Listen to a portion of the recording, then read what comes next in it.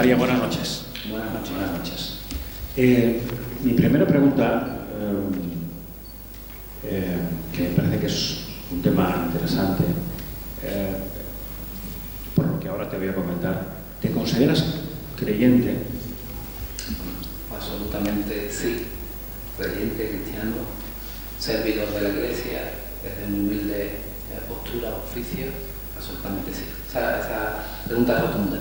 Sí, pero ¿tú crees que para ser un buen imaginero antes hay que ser creyente? ¿O un no creyente puede hacer una gran obra, una gran imagen?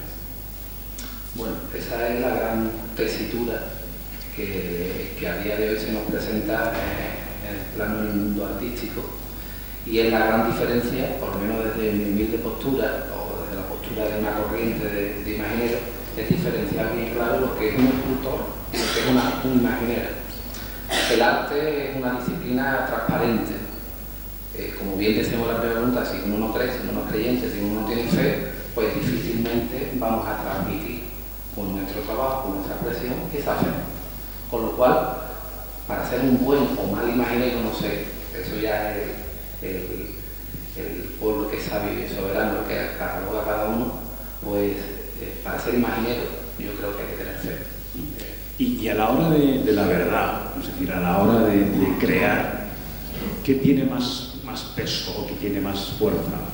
¿La inspiración o la fe? ¿La gudia o la fe, José María? Pues yo creo que todo. La fe es la herramienta de la inspiración, prácticamente. La fe está al servicio, prácticamente, o la gudia, mejor dicho, está al servicio de la fe. Podría poner muchos ejemplos, pero yo siempre remito a todo el mundo a que le dedique un poco de tiempo a la lectura de los dos últimos sumos pontífices que nos han dedicado, o le han dedicado, no me considero artista, le han dedicado unas cartas bellísimas a los artistas, en los cuales pues son realmente elocuentes y llenas de ánimo, por así decirlo, para los creativos, porque invitan, ¿no?, prácticamente a crear nuevas epifanías de belleza, ¿no?, a través de la expresión artística. O sea que, evidentemente, esa es la tesitura que se debe de seguir. Fe para la inspiración. Ha quedado claro que eres un hombre de fe, pero el artista, para crear, yo creo que necesita un punto de inspiración también. Los imagineros, los escultores, trabajáis mucho por eso que se llama encargo, una hermandad que pide, queremos que nos haga un Cristo, la imagen de una Virgen, y además por contrato muchas veces hay una fecha en la que se debe entregar la obra. Trabajar así con el estrés, con esa espada de Damocles de la fecha, eso no atenta a lo que hemos hablado antes de la inspiración, que juega su papel, además de la fe, José María. Bueno, yo siempre en estas cosas, y es una pregunta que se nos ha hecho ya en repetidas ocasiones, y yo siempre remito prácticamente al caso particular de cada imaginero, ¿no? Yo siempre hablo de mi caso. Siempre digo que el artista debe de ser un niño para crear y para vivir como creativo, ¿no? Y bueno, pues yo a día de hoy siempre digo que miro hacia atrás y veo a ese niño que con 14 años entra en un estudio, que yo realmente pues no tenía claro. Mi abuelo era médico, mi abuelo era al maestro Huiza, ¿no?, del accidente de moto, y bueno, pues por ahí un poco me viene el mundo de la imaginería, pero también tenía una vocación médica. Realmente llega el domingo de resurrección y ha pasado todo este bucle, y echamos en falta ese veneno. No, la verdad es que es de afortunados que el trabajo de uno sea la pasión de uno. Es decir, que lo que tú haces cada día en tu estudio, en tu taller, sea la pasión de tu vida, es de afortunados. Claro, yo siempre cuento de manera anecdótica. Yo con 9 años llego a mi hermandad de la Quinta Angustia, estaba el hermano mío entonces Felipe García Pesquera, y yo en mi casa, hermanos del Cachorro, hermanos de Pasión, yo quería ser hermano de la Quinta Angustia. Y bueno, pues, después todo lo que ha acontecido después, pues casi lo ponemos en manos de Dios de manera anecdótica, pero pues aquí estoy. Si no hubiese acontecido eso, pues no estaríamos seguramente aquí sentados. Dios siempre sabe hacer bien las cosas. Las imágenes han sido siempre, tradicionalmente, durante siglos, ese puente de unión entre nosotros, entre la gente y Dios. Yo no sé si consideras que eso sigue siendo exactamente así ahora. Yo diría que voy a hablar de una manera general, porque claro, conozco idiosincrasias o identidades muy diversas, ¿no? No es lo mismo la religiosidad popular que vivimos aquí en Andalucía que la que se vive en el Levante o la que se vive en Castilla o fuera de España, ¿no? Nosotros ahora mismo, gracias a Dios, pues a través de las redes sociales y a través de los nuevos medios de comunicación, pues claro, recibimos muchos encargos en Norteamérica, Sudamérica, Filipinas. Claro, la religiosidad popular se vive de manera muy diversa, pero yo siempre cuento de manera personal que las imágenes nos hacen falta en nuestro día a día, nos hacen falta para acercarnos a Dios, por supuesto, pero para tantos y tantos ámbitos de la vida. Yo siempre pongo el caso en el estudio, ¿no? Yo tengo el estudio en un núcleo residencial donde prácticamente hay muchísimas personas mayores, que muchas ya están impedidas, no pueden ir a la iglesia y bajan a mi estudio y les pongo su silla y se sientan delante de cualquier imagen que haya, crucificado María. Y cuando tú ves esas caras, realmente dices, esto merece la pena, hace falta. Poner un simple ejemplo, cuántas devociones populares hay en los domicilios, en fin, eso yo creo que no es que haga falta, es que a día de hoy está mucho más aumentado. Y la primera noche de este ciclo de entrevistas yo planteaba al presidente de la Hermandad Matriz del Monte hasta qué punto corremos el riesgo de que las imágenes, en su caso era la imagen de la Virgen del Rocío, pero en general las imágenes tengan más fuerza que, por ejemplo, la visita a la capilla del Sagrario. Ir a ver otra imagen, por ejemplo, de este templo donde estamos, antes incluso que ir a la capilla del Sagrario. Yo no sé si crees que corremos ese riesgo con las imágenes.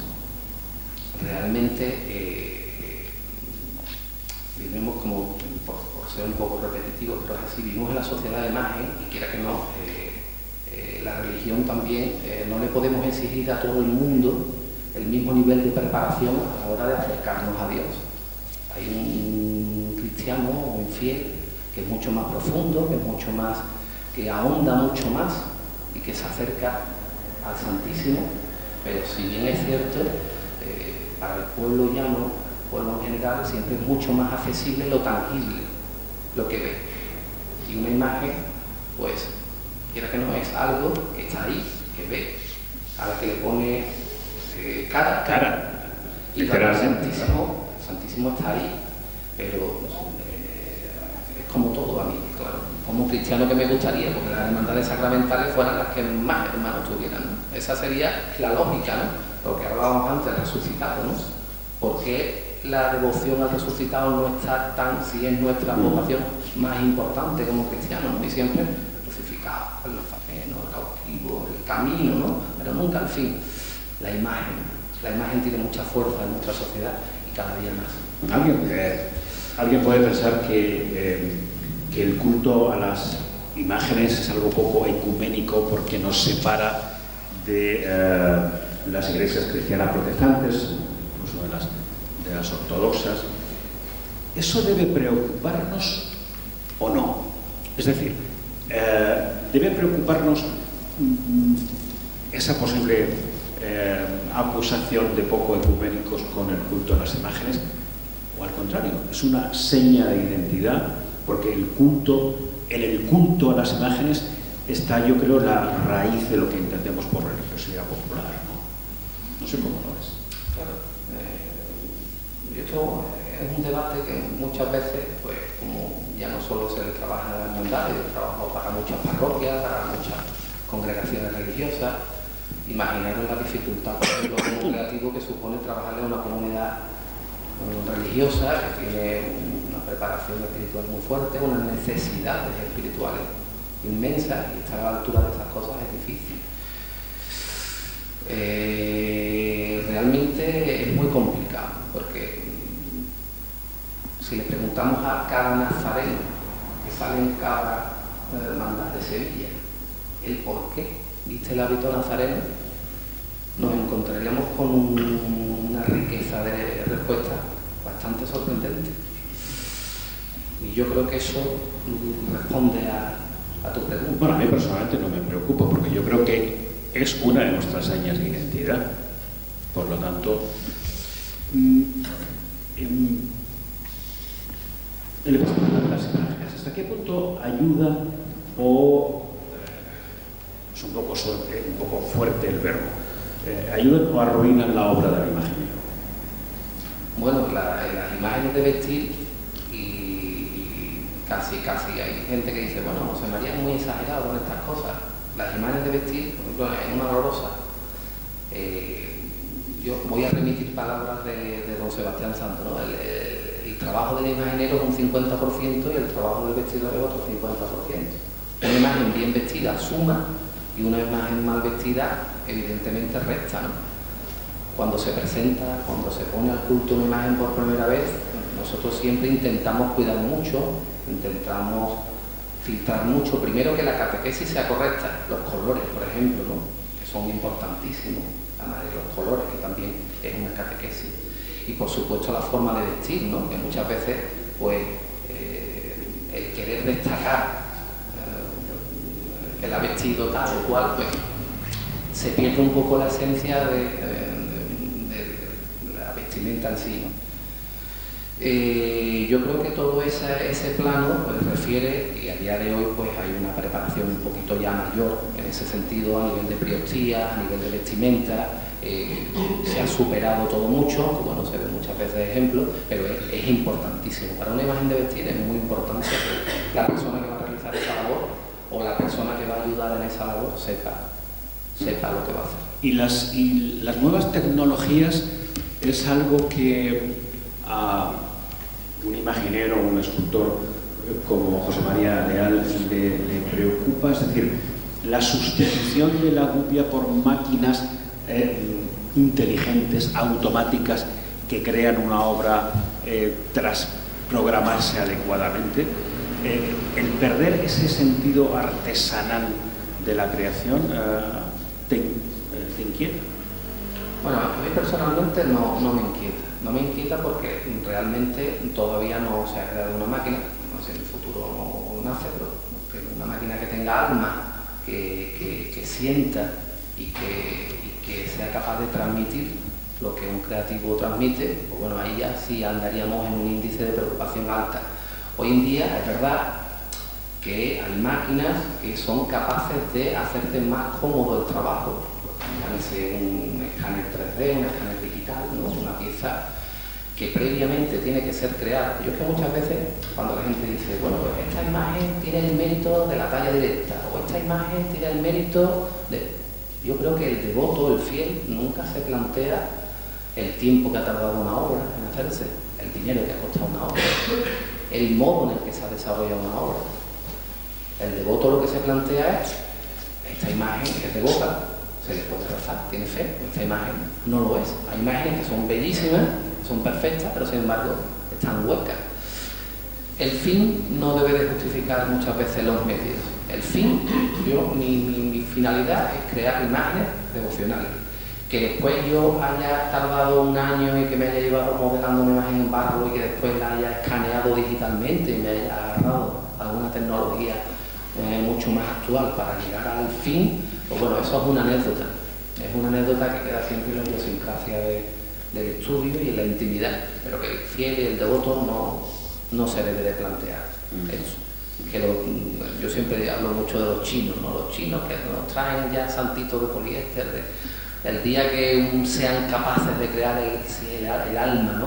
El pathos del creativo, pues oye, ese día sí estaremos realmente preocupados. Pero bueno, que haya una máquina hoy en día que te haga una digitalización. Es verdad que hoy en día tenemos medios, antes había un oficio que era el sacador de puntos, que trabajaba para los escultores, que se dedicaba a desbrozar la madera y a desbastar la madera para que el escultor realizara el trabajo más fino.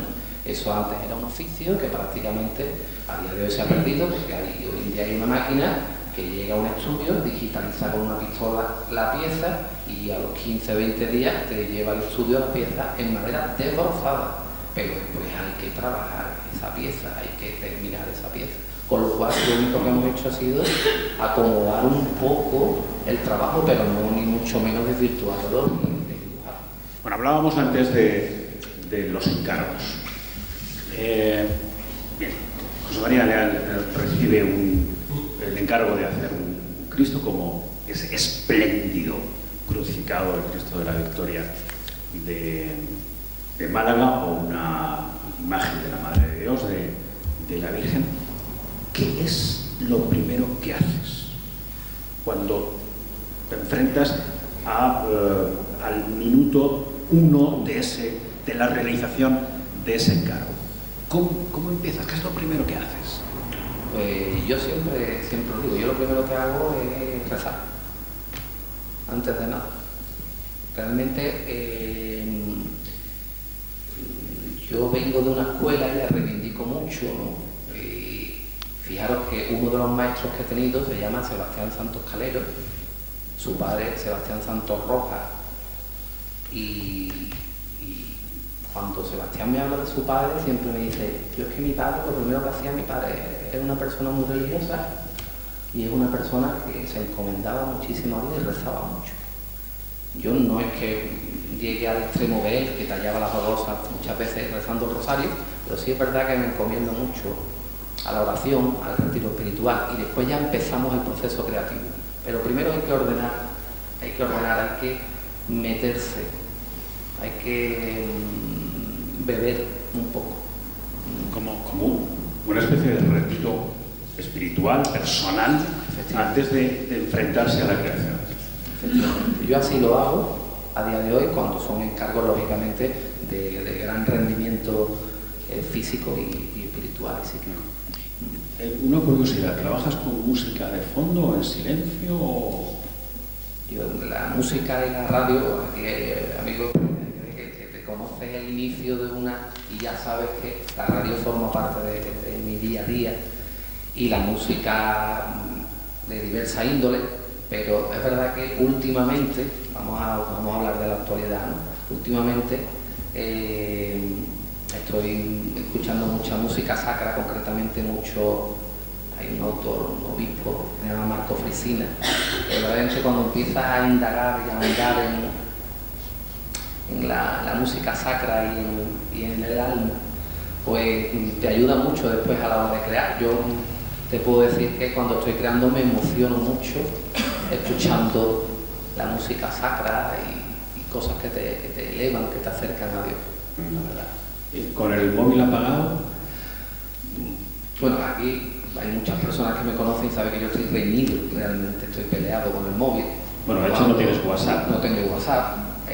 Soy una persona que no me cuesta mucho trabajo las nuevas tecnologías.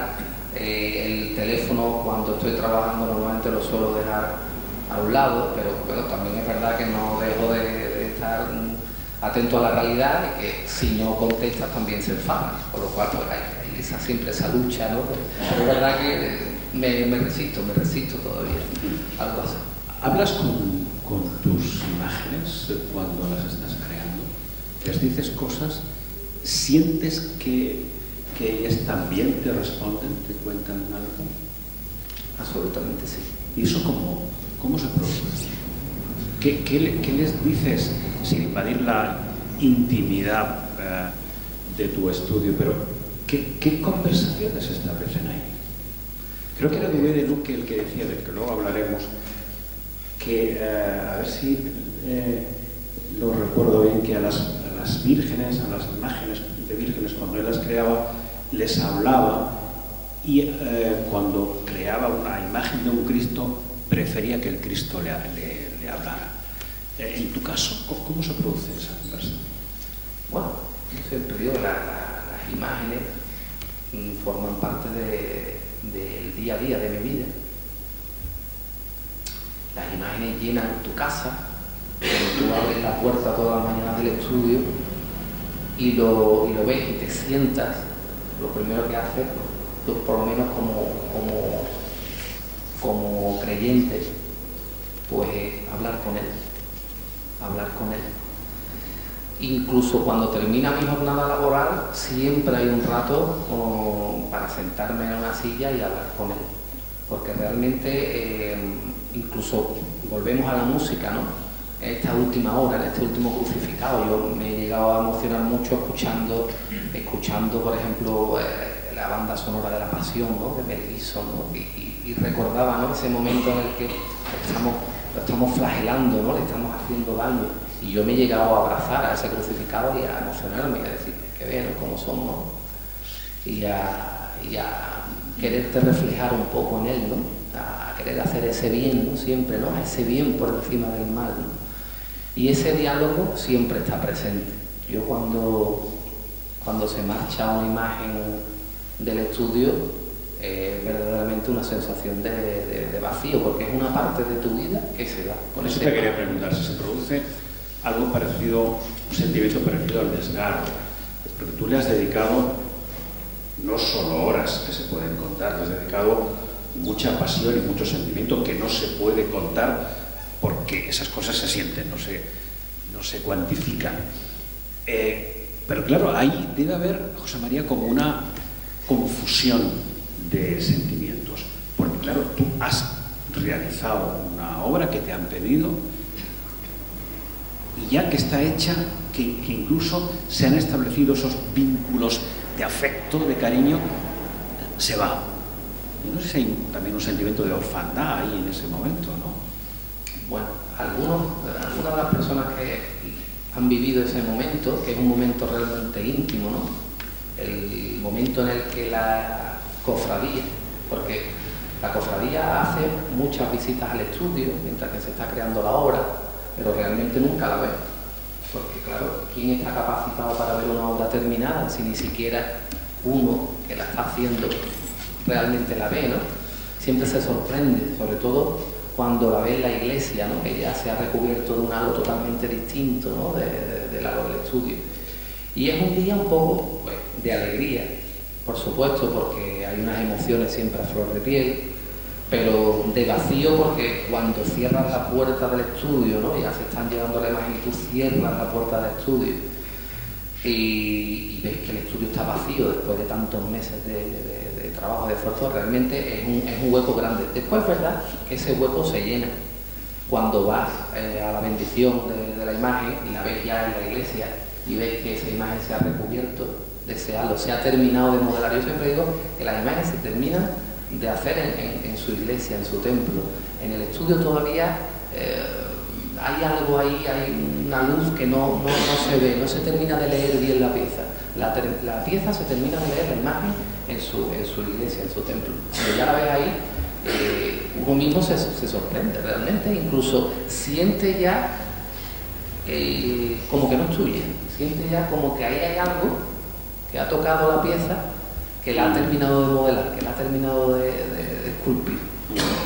Fíjate, una vez me dijo un pintor, un gran pintor armeniense que ya murió, que él entendía el momento de la creación, él pintaba sobre todo, como un diálogo entre el lienzo y él, y que el cuadro estaba terminado, decía él, cuando ya no había más de qué hablar, me decía. Ya, ¿cuándo sabes tú que una obra tuya, una talla tuya está terminada, que no hay que quitarle ni ponerle nada, que está hecha? ¿Eso cuándo se sabe? ¿Quieres que te sea honesto, por favor? Pues cuando falta 15 minutos para que vengan a recogerla. Sabes que está terminada y que se la tienes que llevar. Si nos dieran el tiempo que una obra para nosotros necesita, seguro que cualquier creativo te dice que nunca la acabaría. Siempre hay algo, siempre hay un plus, siempre ves.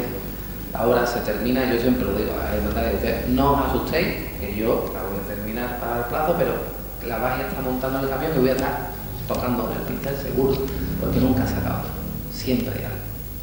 Hasta el último momento. Hasta el último momento, siempre, siempre, siempre. Aunque te diga, pues este año voy estupendamente, he terminado 2 meses, pues si la has terminado 2 meses antes, pues aquí hay algo que no me gusta, la retallas, la vuelves a policromar y al final dices tú, bueno, pues siempre somos mente inquieta. Claro, mente inquieta y perfeccionistas. Los perfeccionistas somos aquellos que pensamos que por muy bien que nos hayan salido las cosas, siempre podría haber salido mejor. Y esa es nuestra gloria y nuestra trampa, José María. Es nuestra gloria y nuestra trampa. Y puedes expresar aquí con palabras lo que sientes cuando, bueno, algo has dicho antes, cuando una obra tuya ya terminada está en la iglesia. Tú vas al templo y te encuentras con esa imagen que tú has hecho en tu taller, con tus manos, con tu fe, con tu inspiración, que hablábamos antes. ¿Qué pasa ahí en ese encuentro con esa imagen tuya, que ya no es tuya, porque ya es de todos en la iglesia? Pues yo, de manera anecdótica, os podría comentar, ¿no?, las sensaciones últimas vividas, ¿no?, que son las que tengo más frescas, ¿no? Imaginamos, todas las Semanas Santas son diversas, ¿no?, pero siempre pues, hay Semanas Santas que tienen más pegadas que otras, son más mediáticas, ¿no? En este caso concreto de este último crucificado, hace 20 días que se vivió, pues llega la hora de poner esta imagen al culto y de presentarla a los fieles, ¿no? Primero se presentó un poco, esta imagen la ha apadrinado la agrupación de cofradías de Málaga, con lo cual a la presentación pues se invitan a los hermanos de la cofradía y a cada representante, ¿no?, de las cofradías de Málaga. Entonces la imagen se dispone en el templo con la luz apagada. La agrupación de cofradías regala las potencias para la imagen, que además la ha hecho un artista que está aquí, que es Joaquín Osorio, y que siempre hace, casi todos somos un dueto que casi siempre estamos coincidimos en todas las obras que hago. Y bueno, pues la agrupación regala las potencias y yo con el templo apagado me subo en una escalera, le pongo las potencias a la imagen, yo prácticamente la imagen no la veo, y entonces se abren las puertas, ¿no? Y todos los hermanos y devotos se acercan por primera vez al Cristo, la iglesia apagada, se empieza a encender la luz y empieza a sonar a Marco Frisina, porque realmente yo había pedido el Cuore de Cristo de Marco Frisina, y son 15 minutos de silencio, pero de silencio sepulcral. Solamente resoplidos. Yo estaba al final de la iglesia y se me acerca Sebastián Santos y me dice, Pepito, me dice un niño, no, Pepito, ¿cómo puedes definir esto? Digo, es que me sobrepasa a mí, es que yo no lo siento ni mi obra. O sea, lo he visto ahí por primera vez y no siento que lo haya hecho yo. Con lo cual, la sensación es rarísima, ¿no? Yo creo que te envuelves de un pijama que dice, ya eres el devoto y has dejado de ser la herramienta, has dejado de ser el creativo. Ya es algo que está ahí y que no es accesible a ti. Esa es la sensación. Bueno, y te queda una emoción por vivir con tu Cristo de la Victoria, que es cuando salga por las calles de Málaga. El Jueves Santo, además. Fijaros qué mala suerte tiene un hermano del Cachorro y de la Quinta Angustia. Que el Jueves Santo, cuando no es un año, es un Viernes Santo, ¿no? Y esta cofradía es el Jueves Santo, con lo cual mi hermano mayor, que me conoce ya bastante bien, que además soy un hermano pésimo, el cual es muy ocupado los cultos, fastidiado. Soy el hermano que quiere ser el nazareno, que llama cuando ya se ha cumplido el plazo de papeleta de sitio. Un desastre, un hermano pésimo. Pero bueno, humildemente siempre intento servir a mi cofradía desde otra parcela. Bueno, intentamos ahí equilibrar un poco. Creo que se han cumplido ahora 5 años de esa Inmaculada que decía el hermano mayor, que está en el convento de las Concepcionistas Franciscanas de Mairena del Aljarafe, que es una obra grande en todos los sentidos, 2,60 metros y pico, Hemos hablado ya del Cristo de la Victoria, de la Hermandad de la Cruz, ¿no? De Málaga. La Hermandad de la Santa Cruz. De la Santa Cruz de Málaga. Como artista y como creyente, ¿qué te emociona más? ¿Hacer la imagen de la Madre de Dios o una imagen del Hijo de Dios? Bueno, por ética profesional te debería decir, a mí realmente me emociona todo, pero a mí es verdad, por serte totalmente honesto, que a mí siempre la imagen cristífera es algo que no sé si me preocupa más, si me llega más, si me identifica. Siempre las imágenes cristíferas, yo siempre digo, no hay el imaginero completo. Siempre hay el imaginero que es un buen miniaturista, siempre hay el imaginero que hace unas imágenes de Cristo portentosas, el imaginero de la Virgen, el imaginero completo, no lo sé, no quiero tampoco decir nada. Ahora tenemos a Martín de Monte en el museo, que es el imaginero por excelencia completo, ¿no? A mí, por ejemplo, me encanta Luis Salvador Carmona, que no tienen en la Semana Santa de Sevilla nada, pero es un imaginero súper completo. Pero realmente, para los que no somos artistas, para los trabajadores del arte, para los que estamos a día de hoy, pues yo me identifico más como una persona que le gusta mucho más el tema de las imágenes de Cristo. Me gustan todas, ¿eh? Bueno, ya que hoy el tema es la religiosidad popular y expresión artística, lo has dicho de pasada, pero si no han visto ustedes la exposición de Martínez Montañés en el Museo de Bellas Artes, por favor, no se la pierdan, porque es una belleza, una belleza. Acabo de llegar de mi tierra, de pronunciar el pregón de Navidad de Almería ayer a estas horas, además a estas horas, estábamos en el Teatro Apolo de Almería. En un momento del pregón dije que la Navidad, ese tiempo de escarcha en las calles y calorcillo en el corazón, debería ser el gran ensayo para el amor, la paz, la solidaridad, el reencuentro, la alegría, en definitiva, la vida. De Almería vengo con un encargo, José María, un encargo de la Hermandad del Resucitado, que ha escogido un nombre para su Cristo que a mí me gusta muchísimo, Señor de la Vida, para su Cristo resucitado. Sé que estás todavía trabajando en este paso de misterio. ¿Qué quieres transmitir con ese resucitado para Almería? Bueno, antes lo apuntábamos un poco, ¿no? Cuando la hermandad vino a hablar conmigo, ya es verdad que había unas directrices, no sé si se me escucha bien, ¿no?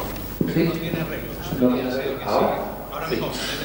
Cuando la hermandad vino al estudio, había unas directrices, ¿no? Y el señor obispo de Almería quería un misterio de resucitado en el cual pues quedara muy evidente el papel de la mujer como transmisora del mensaje, ¿no? Y quería alejarse un poco del típico misterio, alejándonos de Sevilla, pues, lleno de romanos, dormidos y tal. Yo soy un apasionado de mi resucitado, voy a hablar de mi resucitado porque yo lo tengo como mío, el resucitado de nuestra hermandad de la Quinta Angustia. Estuvo en mi casa 3 años y claro, imaginaron, ¿no?, la vivencia que hay en esa obra. El señor obispo, la hermandad del Señor de la Vida de Almería viene y claro, mi meta fundamental es como devoto, como creyente, como cofrade, ¿le tenemos devoción a un resucitado? ¿Seremos capaces de, con esa vocación tan bonita y que como cristianos, como creyentes debiera ser el boom, ¿no?, el máximo, el top? Vamos a hacer un Señor que en vez de ascenderlo, ascendente, alejado de nosotros, vamos a hacer un Señor aquí abajo, en la tierra, Políneo, Rey, un Cristo Rey, un Cristo Señor de la vida, un Cristo que después en la cara reúna todo ese halo de devoción que puede reunir un buen pastor, un sagrado corazón. Vamos a hacer un resucitado con devoción. Esa es realmente mi causa. Y bueno, pues como bien dice, los cofrades hemos hecho al final una mezcolanza entre lo que el señor obispo de Almería quería, eso es el misterio de 3 imágenes y el resucitado siempre el centro del misterio, con la Magdalena en una primera cena con el Doni Metangere y después el ángel que anuncia con María de Salomé, que transmite el mensaje y vuelve al Señor de la vida. ¿En qué momento se encuentra este? Pues la imagen del Cristo, si Dios quiere y el brazo me lo permite, el 7 de marzo se bendice en Almería. En la parroquia de Montserrat, ¿no? La parroquia de Montserrat de Almería.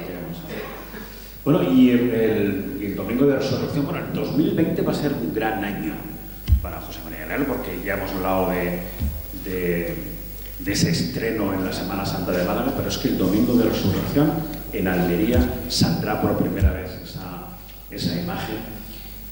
Esto me da pie para plantearte, a estas alturas de la historia, ¿qué sentido encuentras a un rito que venimos repitiendo durante siglos? Las imágenes en la calle, las procesiones. Yo creo que tengo mi particular sentido de la historia. Todo lo que acontece a día de hoy no es nuevo. Yo creo que nada de lo que estamos viviendo hoy es un panorama, es un escenario novedoso. Si analizamos un poco la historia es cíclica y pendular. Y las imágenes siempre han formado parte de esa historia en los momentos en los que el pueblo ha estado más cerca o más alejado. Yo creo que las imágenes siguen formando un papel fundamental en nuestra sociedad. Y todavía más cuando realmente queremos vender un estado de laicidad, laico. El peso de la imagen, el peso de Dios en nuestra sociedad. Yo siempre digo lo mismo. Cuando estaba en la Facultad de Bellas Artes, ¿no? Siempre decía, pues soy de las personas que han resistido, pues siempre me he peinado con la raya así y me he vestido de una manera y llegué a la facultad y tal.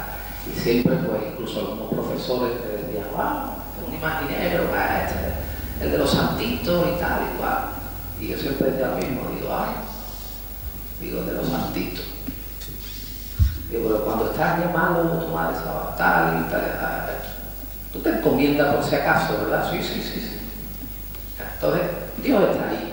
Después que queramos sacar pecho más o menos, eso ya es cuestión de cada uno. Pero ahí hay algo. Aquí está muy presente entre nosotros. Yo siempre lo digo. Y el que incluso no cree, dice, bueno, por si acaso. No, está ahí.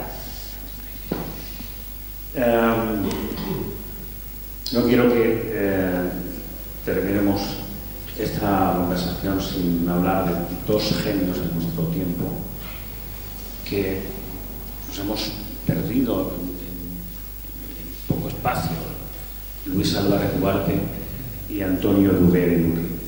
Don Luis decía que la imaginería era la pasión de su vida, y más aún decía, es mi vida misma. Y don Antonio decía que quería sus imágenes como si fuesen sus hijos. Solía decir en las entrevistas. Como homenaje a estos 2 grandes, me gustaría que nos dijeras algo de cada uno, de Álvarez Duarte y de Dubé de Luque. Bueno, yo siempre, es verdad que al maestro Dubé de Luque pues lo traté un poco más, ¿no? Porque al maestro Álvarez Duarte no vengo de su corriente artística y lo traté un poco menos, ¿no? Prácticamente saludos protocolarios. Pero yo siempre he dicho de Luis, y él siempre lo ha dado mucho, que ha sido la persona que ha dignificado, ¿no? Y no es que él lo empezara, porque para mí la primera persona que empieza a dignificar mucho esta profesión fue Sebastián Santos Rojas.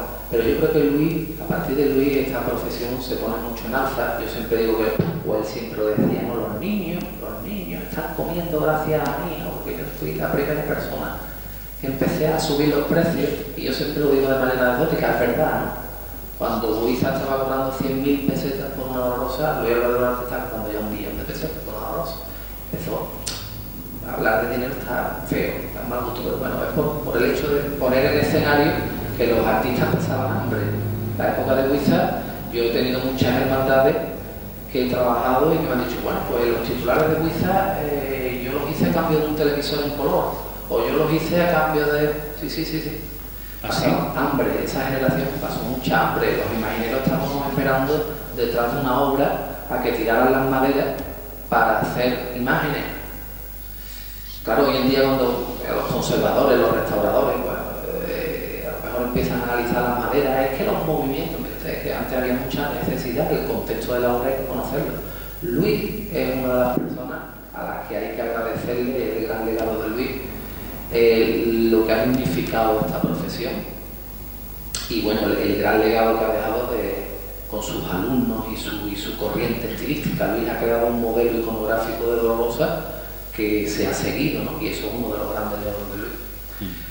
Y del maestro Dube de Luque, que sí es verdad que pues tenía esa cercanía, ¿no? Yo tengo el estudio cerca de Montesión y yo coincidía mucho los viernes cuando él iba por la calle Socorro a los servitas y nos saludábamos. Era una persona muy afable, muy cercana, animaba mucho a la gente joven, ha tenido muchos discípulos.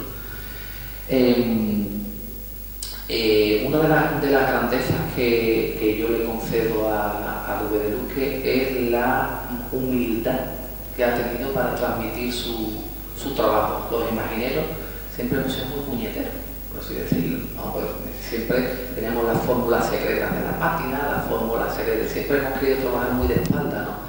Muy pocos discípulos, porque claro, si le entregamos conocimiento al discípulo, pues nos están quitando nuestro pan, ¿no? Yo vengo de una escuela que hacemos un pacto de sangre, te entregábamos el secreto de la pátina, pero te estoy entregando mi pan, mucho cuidado a quien le entregas ese secreto, ¿no? Y Dube es de esa escuela que abre mucho el taller, que abre mucho sus conocimientos, y de ahí la gran cantidad de discípulos que actualmente a día de hoy están trabajando con los conocimientos de Dube. Eso hay que agradecérselo mucho. Bueno, y quiero hacerte una pregunta sin maldad, bien lo sabe Dios, sin maldad, pero como periodista no puedo dejar pasar este detalle, este matiz en tu respuesta. Cuando te has referido, y la pregunta la hago desde el respeto, por Dios, que están los dos, ya no están con nosotros. Pero cuando has hablado de Álvarez Duarte, cuando has hablado de Dube de Luque, has utilizado la expresión, la palabra maestro. ¿Por qué esa diferencia? Pues porque se me ha olvidado decirlo. En el caso de Álvarez Duarte, son dos maestros con mayúsculas. A la prueba está que, bueno, pues les ha tocado vivir una época dorada de la Semana Santa, han tenido la oportunidad de dibujar cofradías, de diseñar cofradías, de crear devociones. Yo soy hermano del Cachorro y bueno, está mi Virgen del Patrocinio ahí, ¿no? Que está creada por él, ¿no? Yo a Luis, claro, mi padre estaba en la Junta de Gobierno en épocas en las que Luis vestía a la Virgen, yo tengo dibujos de Luis, yo era un niño cuando ese famoso vídeo de Divina Madera, y claro, yo soñaba, yo creo que cualquier imaginero, y aquí hay algunos también, que cuando vieron de niño el vídeo Divina Madera de Luis, querían ser imagineros. Eso es un veneno que se veía en televisión, que inmediatamente, pues uno estaba, maestros son maestros con mayúsculas los dos, y si hay que ponerlos en valor, hay que ponerlos a los dos con entidad y con peso. Pues yo te agradezco la respuesta, la pregunta no tenía maldad, pero me ha llamado la atención.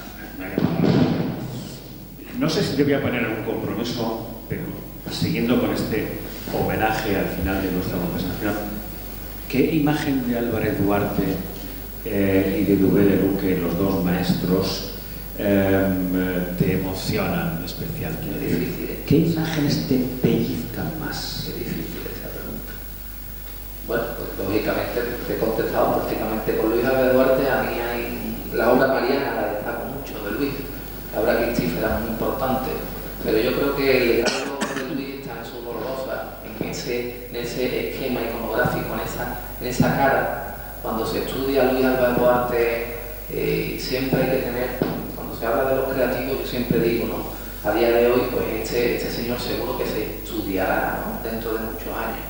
Yo creo que cuando se hable de Luis se hablará, igual que hay imagineros en el siglo XXI que seguimos bebiendo de Juan de Mesa que seguimos bebiendo de Roldán, que seguimos bebiendo de Martínez Montañés, pues se ha demostrado que ya hay imagineros en el siglo XXI que beben de Luis Álvarez Duarte. Ese yo creo que es su gran logro. Si me tengo que quedar con una hora, desde luego me quedo con la Virgen del Patrocinio, ¿no? Sería, por mi parte, sería un atentado decir otra. Voy a aprovechar para decirles que el 28 de marzo es el Stabat Mater, que mi hermandad del Cachorro me ha pedido que lo haga yo y que sea lo que Dios quiera.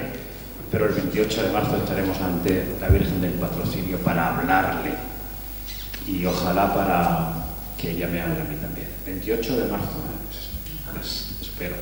¿Y de Dubé de Luque? De Dubé de Luque, por quedarnos también aquí en Sevilla, pues me gusta mucho, porque además yo creo que se sale también mucho de su esquema, de su patrón. Me gusta mucho la Virgen de la Aurora, de la Hermandad del Resucitado. Es una Virgen que rezuma muchas cosas, que te dice muchas cosas. Además es muy difícil como imaginero hacer una Virgen letífica, por así decirlo, ¿no? Que no tenga lágrimas, que te diga ya otras cosas, ¿no? Que acompaña el Resucitado. Y la Virgen de la Aurora yo creo que lo encuadra muy bien, lo dibuja muy bien como imaginero.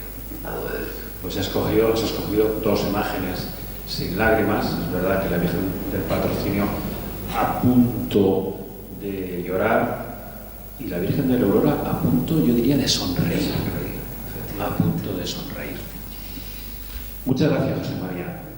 Tenía muchas ganas de sentarme a hablar contigo. Agradezco a la Hermandad de la Quinta Angustia esta invitación y gracias por lo que haces, porque yo creo que una imagen es para muchos el camino para llegar a Dios e incluso para aumentar su fe.